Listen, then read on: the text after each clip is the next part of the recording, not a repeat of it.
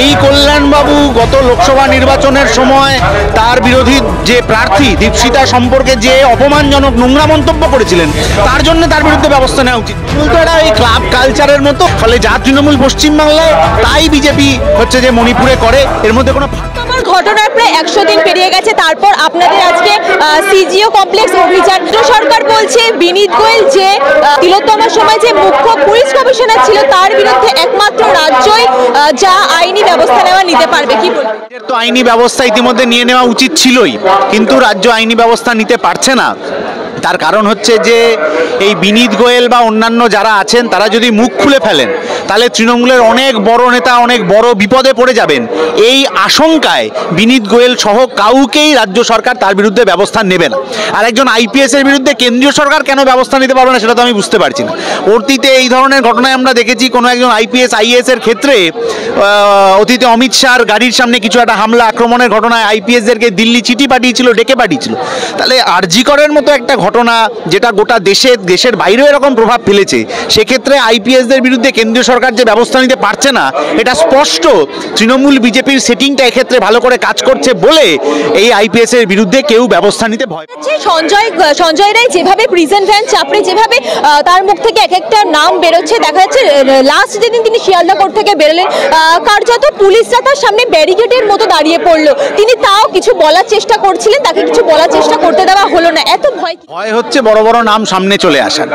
এই যে সঞ্জয় বলছেন যে আমাকে পুলিশের অমুক কর্তা তমুক কর্তারা সবাই চুপ থাকতে বলেছিল, তাহলে কোন কর্তারা চুপ থাকতে বলেছিলেন আর কর্তাদের বা কে চুপ থাকতে বলেছিল সেই নামগুলো যদি সামনে চলে আসে তাহলে তো গোটা রাজ্য হুলস্থুল পড়ে যাবে। সেই কারণে যে পুলিশের শিরদাঁড়া নেই তারা নিজেদের প্রশাসনের কাজ বাদ দিয়ে, দুষ্কৃতী দমনের কাজ বাদ দিয়ে হর্ন বাজানো, ভ্যান চাপড়ানো, প্রতিবাদীদের গ্রেপ্তার করার মতো কাজ করছে। এই ধরনের কাজ করছেন বলেই ডাক্তাররা পুলিশকে শিরদাঁড়া দিয়েছিলেন, যে শিরদাঁড়াটা ওদের শরীরে নিয়ে ওদের এই দুষ্কৃতীদের ধরার কাজ করা উচিত। সে তৃণমূল হোক বা যে হোক, সেই দুষ্কৃতীকে ধরার কাজ তাদের করা উচিত, যেটা তারা করতে এই সময় সম্পূর্ণভাবে ব্যর্থ হচ্ছে। পশ্চিমবঙ্গের অবস্থা তো একদিকে শোচনীয়, মণিপুর জ্বলছে, কুকি এবং মৈতেইদের মধ্যেকার যে অন্তর্দ্বন্দ্ব সেটা দিন দিন বাড়ছে।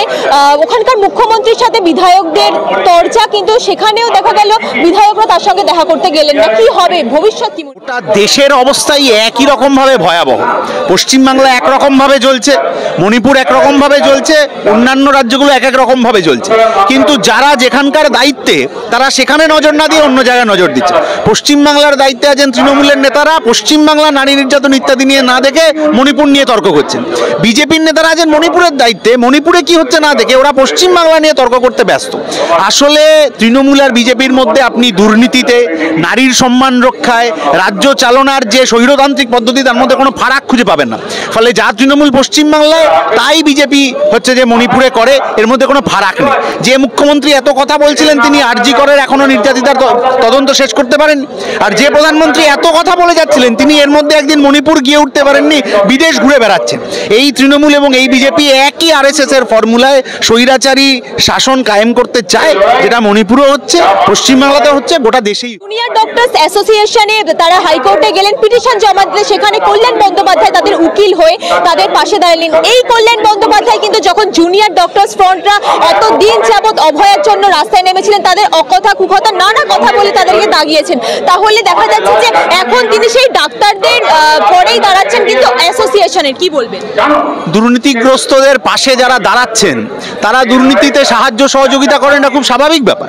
এই কল্যাণবাবু গত লোকসভা নির্বাচনের সময় তার বিরোধী যে প্রার্থী দীপশিতা সম্পর্কে যে অপমানজনক নোংরা মন্তব্য করেছিলেন, তার জন্য তার বিরুদ্ধে ব্যবস্থা নেওয়া উচিত ছিল। মহিলাদের সম্মান দিতে তৃণমূলের কোনো নেতারা জানেন না।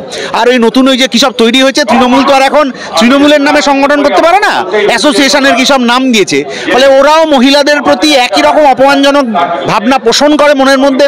মহিলাদেরকে ঘরের ভেতরে আটকে রাখতে চায় আরএসএস এর চিন্তাভাবনা, মনুবাদী চিন্তাভাবনা। ওদের সাথে কল্যাণ ব্যানার্জির এই মহিলাদের অপমান করার রাজনীতিটা মিলে গেছে বলেই কল্যাণবাবু ওদের পক্ষে দাঁড়িয়েছেন। কিন্তু কল্যাণবাবু তৃণাঙ্কুর ভট্টাচার্যকে সরাসরি ভরা সভা থেকে বলছেন যে কার মাথায় হাত থাকলে, ওর মাথায় কার হাত থাকলে তিনি এখনো পর্যন্ত যুব সভাপতি পদে এখনো পর্যন্ত নিযুক্ত থাকেন, তৃণমূলের ছেলেরা সাসপেন্ডেড হয়ে যাচ্ছে। তৃণমূল তো এটা ওই ক্লাব কালচারের মতো, কে ক্লাবের প্রেসিডেন্ট হবে, কে সেক্রেটারি হবে, ওই নিয়ে নিজেদের মধ্যে ওদের চুলোচুলি করতেই থাকে। ওইটা নিয়ে সাধারণ মানুষের বেশি মাথা ঘামানোর দরকার নেই। ওদের কে প্রেসিডেন্ট হবে ওইটার উপর নির্ভর করে কার কাছে বেশি খামে টাকা ঢুকবে, ফলে ওইটা নিয়ে ভেবে লাভ নেই।